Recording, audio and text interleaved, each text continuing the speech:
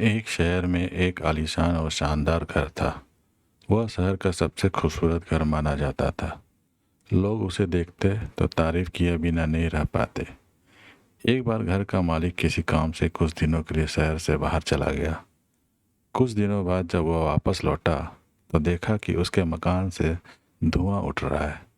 करीब जाने पर उसे घर से आग के लपटें उठते हुए दिखाई पड़ी। उसका खूबसूरत घर जल रहा था।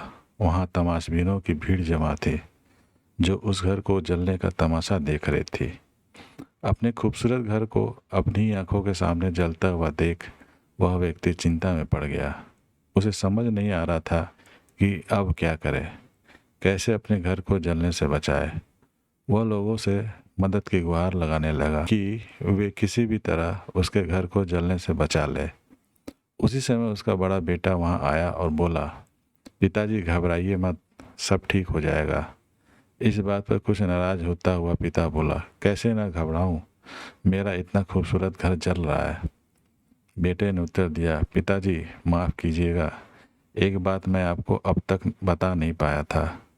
कुछ दिनों पहले मुझे इस घर के लिए एक बहुत बढ़िया खरीदार मिला था।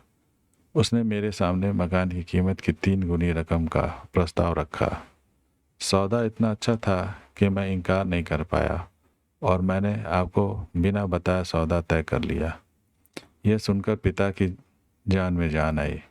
उसने राहत की सांस ली और आराम से यूं खड़ा हो गया जैसे सब कुछ ठीक हो गया हो। अब वह भी अन्य लोगों की तरह तमाशबीन बनकर उस घर को जलते हुए देखने लगा। तभी उसका दूसरा बेटा आया और बोला, पिताजी हमारा घर जल रहा है और आप बड़े ही आराम से यहाँ खड़े होकर इसे जलता हुआ देख रहे हैं। आप कुछ करते क्यों नहीं? बेटा, चिंता की बात नहीं है, तुम्हारे बड़े भाई ने ये घर बहुत अच्छे दाम पर बेच दिया है। अब ये हमारा नहीं रहा, इसलिए अब कोई फर्क नहीं पड़ता। पिता बोला, पिताजी भैया ने सौदा तो तय कर दिया था, लेकिन अब तक सौदा पक्का नहीं हुआ है। अभी हमें पैसे भी नहीं मिले हैं। अब बताइए, इस जलते हुए घर के लिए कौन देगा पैसे? यह सुनकर पिता फिर से चिंतित हो गया और सोचने लगा कि कैसे आग की लपटों पर काबू पाया जाए। वो फिर से पास खड़े लोगों से मदद की गुहार लगाने लगा। तभी उसका तीसरा बेटा आया और बोला, पिताजी घबराने की सच में कोई बात नहीं है। मैं अभी उस आदमी से मिलकर आ रहा हूँ जिससे बड़े भाई ने मकान का सौदा किया था। उसने कहा है कि मैं अपनी जुबान का पक्का हूँ।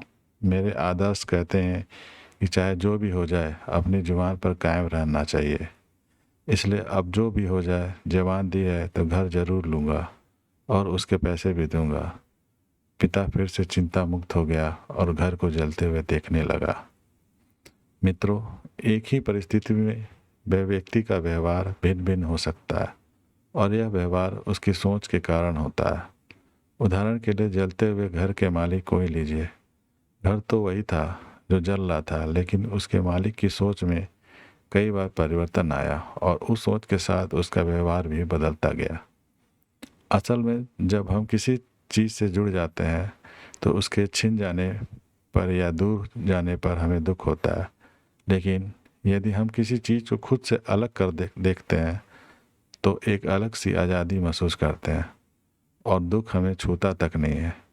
इसलिए दुखी होना और ना होना पूर्णतः हमारी सोच और मानसिकता पर निर्भर करता है। सोच पर नियंत्रण रखकर या उसे सही दिशा देकर हम बहुत से दुखों और परेशानियों से न सिर्फ बच सकते हैं बल्कि जीवन में नई ऊंचाइयां भी प्राप्त कर सकते हैं। फ्रेंड्स, आपको ये स्टोरी कैसी लगी? आप अपने कमेंट्स के द्वारा हमें अवश्य बताएं। यह स्टोरी पसंद आने पर लाइक और शेयर करें। ऐसी और स्टोरी पढ़ने के लिए हमें सब्सक्राइब कर लें। धन्यवाद।